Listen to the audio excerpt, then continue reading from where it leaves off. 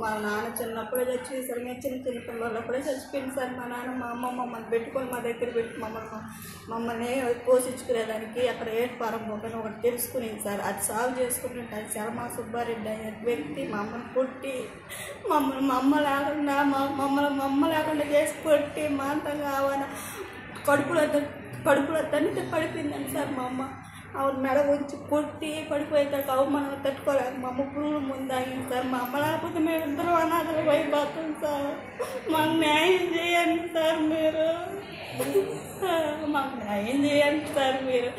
ఆయన ఎస్ఐ గారు కానీ ఎంఆర్ఓ కానీ మా మీద పైకి వస్తారు సార్, కొట్టేటట్టు మాట్లాడతారు సార్. ఆయన ఊళ్ళో సుబ్బారెడ్డి ఇంటికి పోయి అడిగితే మేము ఎందుకు చేసినామమ్మా, మేమేం చేసినామమ్మా, మేము ఎవరినైనా కొట్టేది మేమేమైనా చేస్తాము, మీరెంత, మీరు మాలోళ్ళు, మీ బతుకులు ఎంత అని మా మీదకి వచ్చింది సార్. మా తమ్ముడి మీదకి నా మీదకి ఆయన మీకేడ ఏముంది, మాకు ఆ డబ్బు ఉంది, మేము ఎంఆర్ 4 లక్షలు ఇచ్చినాము, ఎస్ఐ గారికి 2 లక్షలు ఇచ్చినాము, మిమ్మల్ని గుడ్డలు లేకుండా కూడా మాయం చేస్తాం, మీ గుడ్డ కూడా దొరకకుండా మాయం చేస్తాం మిమ్మల్ని, మీరంతా మీ బతుకుడు ఎంత అని మమ్మల్ని రెచ్చగొట్టి మమ్మల్ని భయపెట్టి మమ్మల్ని హింసిస్తారు సార్.